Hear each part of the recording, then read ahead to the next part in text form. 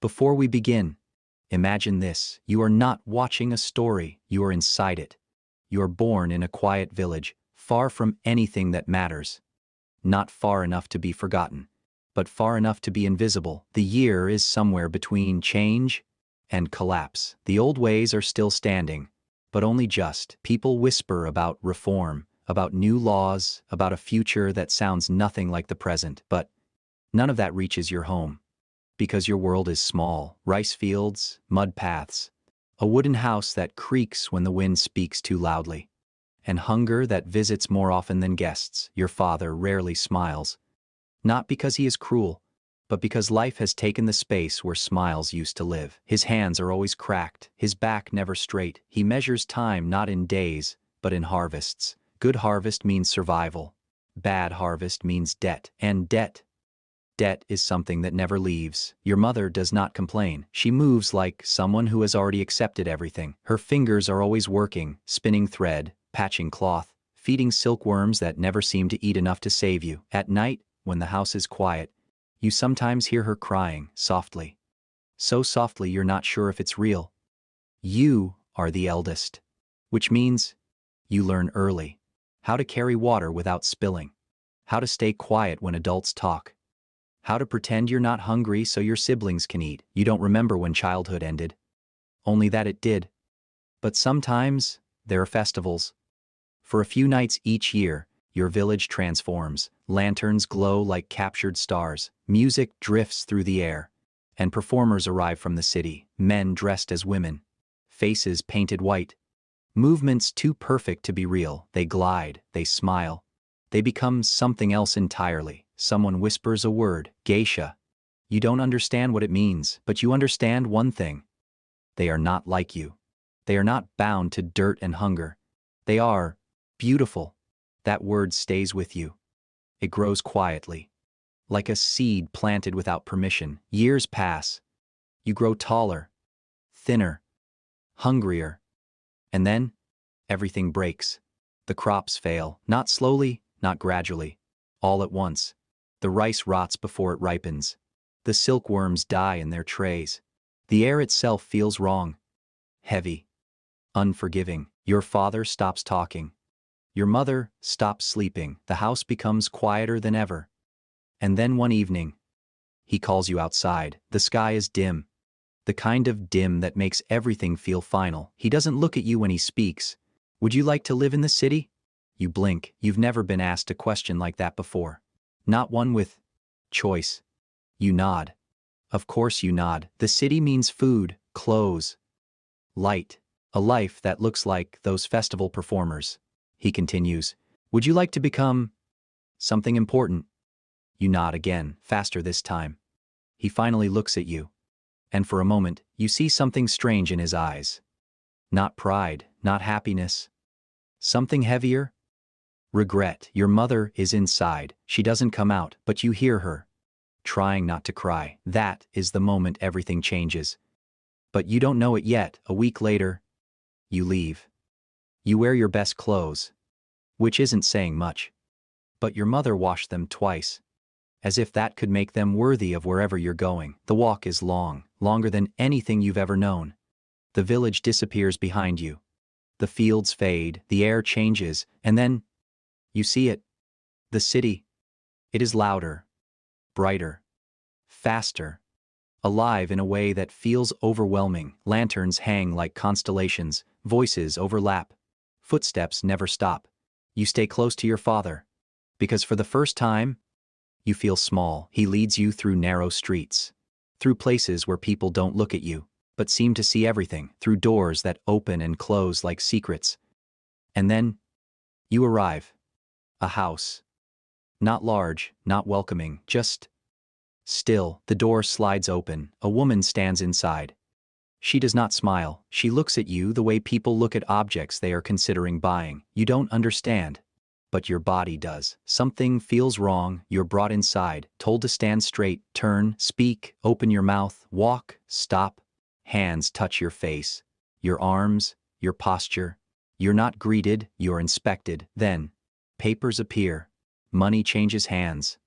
No one explains anything. Your father does not meet your eyes, and just like that, he leaves. You think he will come back. Of course he will. But he doesn't. That night, you wait. Morning comes. He is still gone. That is the moment you understand, not with words, not clearly, but deeply. You are not visiting. You are staying. Forever, the next morning. There is no kindness, no introduction, no easing into this new life. You're woken before the sun. Get up. No name, no softness, just instruction. You follow. Because you don't know what else to do. The floors are cold. The air smells like powder and something unfamiliar. You meet the others. Girls. Some older. Some not much older than you. They don't smile, they just look. And then look away. You're shown your place, which is not really a place at all, just space. And then, training begins. Not gently. Not slowly. Immediately, your body is corrected. Your posture adjusted. Your voice reshaped. You are taught how to walk. Not like yourself, but like someone else. Someone controlled, every step measured, every movement deliberate. You learn how to sit, how to kneel, how to lower your eyes at exactly the right moment. Too slow is disrespect, too fast is rude. Everything has a rule, even silence. Hours pass. Then more. Your legs ache. Your back burns. Your mind drifts. And when it does, you are punished, a sharp strike across your hands. Focus. You do. Because now you understand, mistakes hurt. And pain is part of the lesson. That night, you're given something strange. A wooden rest. This is your pillow. It is not a pillow. It is hard, unforgiving, impossible. You try to sleep. You fail. Your neck aches, your body resists. But you do not complain, because you are learning not how to be better, but how to endure. And this is only the beginning. You stop counting the days, not because you want to, but because counting hurts. At first, you tried. 1 day, 2 days, 7, 10. But nothing changes. Morning always comes too early, training always lasts too long, and night never feels like rest. So you stop counting. Because time here doesn't move forward. It just repeats. You learn the first rule. The house comes first. Always. Before you. Before your family. Before your thoughts. The woman who owns the house, they call her mother. But she is not your mother. She watches everything, not loudly, not violently, but completely. You learn quickly. She doesn't need to shout, because everyone is already afraid. Hierarchy, you are shown your place. At the bottom, above you. The apprentices, girls who have been here longer, who move better, speak softer, smile without thinking. Above them, the performers, women who no longer look like they belong to themselves. They glide, they laugh, they exist perfectly. You watch them closely because you think, if you become like them, maybe this will make sense. Pain becomes normal. Your feet bleed first. The way you're taught to walk. It isn't natural. It isn't comfortable. It is controlled. Small steps, silent steps, perfect steps. You fall. Again and again. Each time. Correction, punishment, repeat. Your fingers split next. The instrument is unforgiving. Strings cutting into skin. Sound never quite right. Again. Always, again. Then your voice. You're taught how to speak. Not what to say, but how to exist while saying it.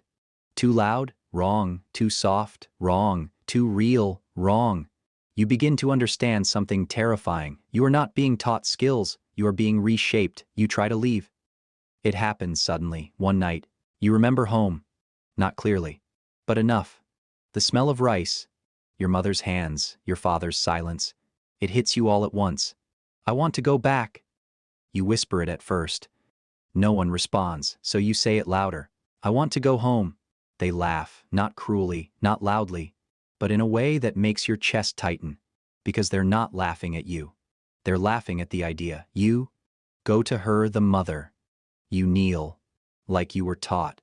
I want to go home. Silence. Then, she smiles. It is the first time you've seen it, and it is worse than anger. You don't have a home. Your heart stops. You belong here. No, she interrupts. You were bought. The word doesn't make sense. Bought? Like rice? Like cloth? No. You whisper. My father sold you. The room feels smaller, colder. He had debts. Each word lands slowly. Heavy. You are the payment. You break. You don't cry immediately. Not because you're strong, but because your mind refuses to understand. This must be wrong. It has to be. So you try something desperate. I'll run. The words come out before you can stop them. Silence. Then, she nods. As you wish. For a moment, hope. And then, hands grab you. The door closes. Darkness. The room. It smells like dust. And something older. There is no light, no space, no time. At first, you scream. You pound on the door. No one comes. Eventually, your voice disappears. Your strength follows. Food comes rarely, water. Just enough. Days pass. Or maybe hours. You can't tell. Your body weakens. But your mind starts to change. Because something inside you realizes, no one is coming. Not your father, not your mother. No one. The real lesson when they finally open the door. You don't run. You don't speak. You don't even look up. Because now, you understand. This place isn't training you to perform. It's training you to obey completely. You return. Everything is the same. The floors, the girls, the routines. But you are not. You don't resist anymore. You don't question. You don't hope. And suddenly, you improve. Faster than before.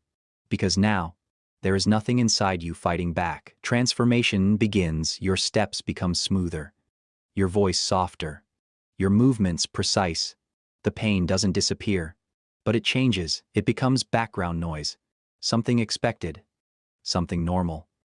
And that's when it happens. They start to notice you. Not as a child. But as potential. A dangerous thought. One night, you watch the performers again. The way they move. The way people look at them. The respect. The attention. And for the first time, a thought appears. If I become the best, maybe this will be worth it. It is a dangerous thought. Because it gives you something back. Hope. But not the kind that frees you. The kind that traps you deeper. Time passes, years, maybe. You grow. Your face changes. Your body adapts. You no longer look like the girl who arrived. That girl is gone. Replaced by someone quieter. Sharper. Controlled. And just when you think you understand the system, the world outside changes. Rumors spread. New laws, new rules. Words like freedom. Girls whisper at night. Debts are gone. We can leave. Hope returns. Not yours. But you feel it like electricity in the air. For the first time, the house feels uncertain. Even mother is quieter. Watching.